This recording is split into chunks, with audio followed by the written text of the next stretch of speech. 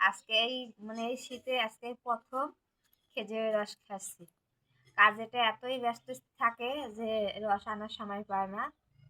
আর রস আনতে গেলে একবার যখন ফজরের আজান দেয় তখন যাওয়া লাগে, আর যতটা কুয়াশা আর বাতাস সেই কারণে কিন্তু কেউ যাইতে সাহস পায় না। আর আজ কিন্তু সকালবেলা খুবই কুয়াশা ছিল, আর এখন দেখেন কি সুন্দর রোদ উঠছে। যে রসগুলো নিয়ে আসছে, আমি কিন্তু কাঁচা রস ওটা খাওয়াটা উচিত না, সেখানে আমি কিন্তু রসটা কিন্তু একটু জাল দিয়ে নিছি। কারণ অনেক পাখি টাখি হয়তো মুখ দিতে পারে, অনেক জীবনে থাকতে পারে, সেখানে রসটা কিন্তু জাল দিয়ে নিছি। এই রস কিন্তু ছোটবেলায় অনেক খাইছি।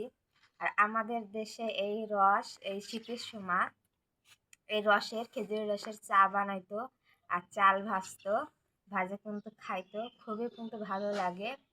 এখন হয়তো সেরকম আগের মতো খায় না, কিন্তু আমাদের দেশে প্রত্যেকটা মনে করেন সকালে প্রত্যেকের বাড়ি বাড়ি এই খেজুরের রস চাল ভাজা খাইতে কিন্তু খুবই ভালো লাগে। আর দেখেন আজকে আমি এই যে প্রথম এই শীতে প্রথম আজকে রস খাচ্ছি, তাও ঠান্ডা না, একটু গরম করে খাইতেছি, খুবই কিন্তু ভালো লাগে। রসের একটা স্বাদই আলাদা, এত সুন্দর লাগে, কিন্তু কাঁচা রসটা একটু বেশি ভালো লাগে।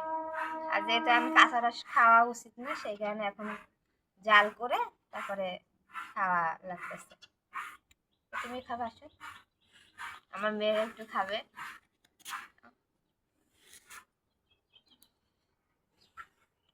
কেমন লাগতেছে? মজা।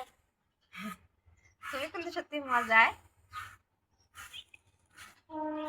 খেজুরের কিন্তু গুঁড়ো আজকে কিনে নিয়ে আসছি, আগেও কিন্তু কিনে হয়েছে।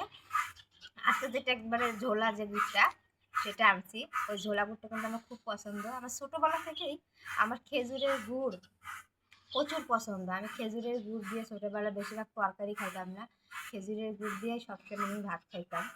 আর এখনও আমার খেজুরের গুড় ভালো লাগে, যেটা ঝোলা সেটাই আনছি আজকেরা, অনেক সুন্দর।